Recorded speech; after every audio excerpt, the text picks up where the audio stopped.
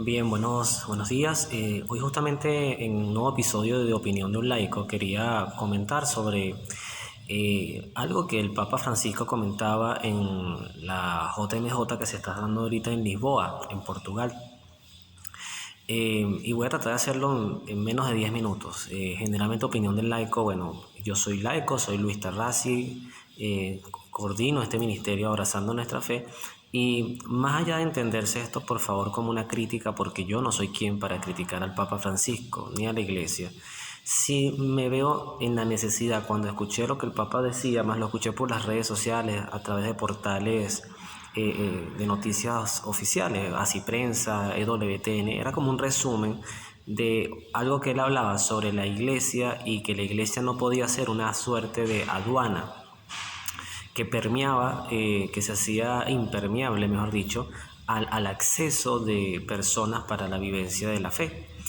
De hecho, recuerdo en una reflexión que hacía para un trabajo que también hago para el ministerio, en una serie que tengo que se llama A la luz de su palabra, yo decía que yo en mi experiencia de vida, mis 41 años, que no ha sido poco el recorrido pastoral que he tenido, yo no me he conseguido, nunca he visto la experiencia de que a alguien no la dejen entrar a una iglesia por ser negro, de repente ha pasado, no digo que no, pero yo no he tenido esa experiencia, por estar divorciado, vuelto a casar, por ser homosexual, de hecho más bien todo lo contrario.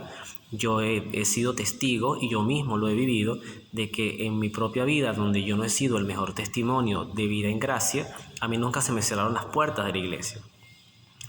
Lo que sí he visto es que de repente, ya cuando estás llamado a vivir un protagonismo, una responsabilidad de enseñanza pastoral o leer la palabra de Dios, ahí sí se generan ciertos filtros que yo particularmente no veo imprudentes, sino necesarios.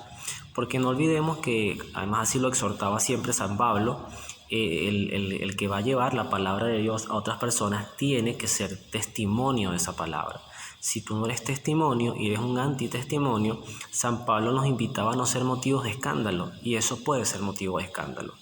El Papa Francisco sobre ese punto citaba el Evangelio de San Mateo, capítulo 22, si no me equivoco, donde hablaba aquella parábola del el rey que preparó unas bodas para su hijo. El rey era el padre, ¿ok? Y el hijo representa a Jesús. Y el Papa decía que este rey, cuando invitó a una cantidad de personas y ninguna fue, él lo que dijo fue: vayan y busquen por las periferias, palabras del Papa Francisco, a todo el mundo, traigan a todos. Y él decía que así tiene que ser la iglesia, abierta a todos, que no puede haber filtros, que no puede haber aduanas. A mí lo que me preocupó de esta enseñanza del Papa Francisco es que las cosas hay que decirlas completas, porque si no lo que hacemos es afianzar en nosotros, en el feligrés, afianzar nuestros pecados. Y el principal llamado de nuestra fe siempre va a ser la conversión. O sea, tenemos que vivir un camino de conversión. Dios no nos ama, siempre nos va a amar y nos va a amar como somos, pero no nos va a dejar en lo que estamos, sino como la mujer adúltera, la sacó del adulterio, como María Magdalena, que tenía 7 demonios, se presume que era prostitución entre tantos, y la saca de esto, como a Mateo, que lo saca de ser publicano. O sea, siempre hay un sacar el mal que hay en ti, te recibo como eres, pero te devuelvo mejor. Ese es el llamado del cristianismo. Además, ni siquiera te devuelvo, te quedas con Cristo, porque Cristo te acoge y eres parte de su vida. Entonces, ¿cuál fue la parte que nos dijo el Papa Francisco, o que por lo menos yo no escuché? Él dice que efectivamente el rey se enoja, él además en una actitud muy violenta, él, bueno, manda a los demás, hubo gente que inclusive maltrató y mató a los emisarios que representarían los profetas que llevaban esta invitación, y más bien hasta se burlaron de ellos. Entonces, el rey decía, bueno, el banquete de boda sigue esperando. Luego de que infringió un castigo a la gente que había obrado mal, le había maltratado a sus servidores, él dice que vayan y busquen a las personas, o sea, inviten a todo el mundo, eso sí lo dice, inviten a todo el mundo y vayan a convocarlos para que vengan a la casa. Pero en sí, ¿qué sigue diciendo este texto? Cuando llegaron las personas a la casa del rey, ahí dice el texto que se encontraban buenos y malos, ¿ok? O sea, es decir, ahí hay una clasificación. Y esto es importante tenerlo presente. Hay una clasificación entre buenos y malos. O sea, es lo mismo que decía Jesús en el juicio final, los buenos a la derecha y los malos a la izquierda. O sea, lo que nosotros no podemos pretender es que se borre el concepto de pecado en el cristianismo. O sea, hay cosas que están mal y van a seguir estando mal. Entonces el rey cuando entra, que esta es la parte más importante de este texto, el rey cuando entra ve que hay una persona que no está vestida con traje de fiesta. Ese traje de fiesta es la gracia, es vivir en la gracia. ¿Qué hace el rey? Le dijo, amigo, ¿cómo es que has entrado sin traje de bodas? ¿Qué responde el hombre? El hombre se quedó callado, o sea, no tuvo argumentos, no empezó a decir, bueno, es que yo sentía la homosexualidad en mi corazón y yo la viví, es que yo me divorcié pero me volví a casar porque yo no podía estar solo, es que yo, bueno, fui un corrupto pero yo ayudé al prójimo. O sea, el tipo se queda callado porque ante Dios el pecado no tiene argumentos, ni ningún tipo. Ni tu soberbia, ni tu avaricia, ni tu vanidad, ni tu lujuria tienen argumentos ante Dios, que representa todo lo contrario a eso que acabo de citar.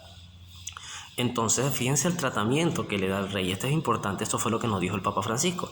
Átenlo de pies y manos y échenlo a las tinieblas de afuera. Allí será el llorar y el rechinar de dientes. Es palabra de Dios y eso es palabra de Cristo.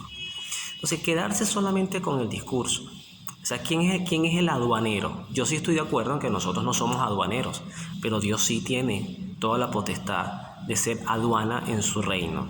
Y al final, si las personas no muestran respeto, actitud de arrepentimiento y conversión, que eso es la iglesia no es un concierto donde entran millones de personas y todos venimos a disfrutar de los sacramentos.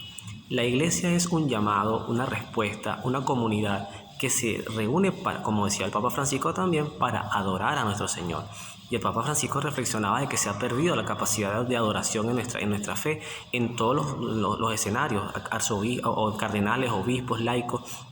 Y es verdad, nosotros no adoramos, rezamos rosarios automáticos, rezamos coronillas automáticas, prendemos velas sin ningún tipo de esencia. Ahí está la vela prendida para X santo y la vela se consume sola, como si la vela autorrezara. Y nosotros hemos perdido esa capacidad de relacionarnos con un Dios vivo, un Dios que está vivo y resucitado. Pero cuidado con vender humo, siempre digo esto. La fe es responder a un llamado donde Dios me interpela, me analiza mi vida desde mi interioridad y me invita a ser mejor y a dejar pecados. Entonces, cuidado porque fíjense que el texto termina de una manera violenta. El hombre fue expulsado por no vestir el traje adecuado y expulsado por el propio Dios, que además lo mandó a las tinieblas. Ahí no hay ambigüedad interpretativa. La palabra de Dios es palabra de Dios. Es un Dios misericordioso que brinda oportunidades a todos hasta el último momento para salvarse. Pero al cielo no vamos a entrar con nuestras impurezas ni con nuestros conceptos, ni con nuestro yoga, ni con nuestro tai chi, ni con nuestras meditaciones orientales, ni con el capitalismo, ni con el consumismo, ni con nuestras tendencias sexuales, ni con nuestras aprobaciones de aborto, eutanasia, políticos corruptos. Nada de eso va a entrar al cielo. Al cielo va a entrar la pureza, la verdad, el arrepentimiento y el amor. Y eso va más allá, eso trasciende nuestra humanidad. Por eso nuestra fe no se puede quedar solo en humanidad. Nuestra fe es espiritualidad santa, además probada, con el testimonio de mártires y de santos que han mantenido una misma línea y que es efectiva y es probada y es eficaz. La santidad es renunciar a ti mismo, renunciar a mí mismo y aceptar a Dios en mi corazón y vivir una vida de servicio y de amor. Ese es el caminar que yo también estoy andando, que no he llegado y que posiblemente muera y mis últimas palabras ante el Señor sean: perdóname, Señor, y recíbeme en tu reino. Como dijo el buen ladrón en la cruz: Señor, hoy te pido estar en tu reino. Y Jesús le dijo, porque vio su actitud de reconocimiento, de respeto y de arrepentimiento, le dijo: hoy mismo estarás conmigo en el paraíso. Así que cuando vayamos a citar un texto bíblico, hagámoslo completo e interpretémoslos a la luz de la verdad que está depositada en el magisterio, en la doctrina, en nuestra fe y en los santos padres de la iglesia. Que Dios los bendiga. Nos vemos en la oración.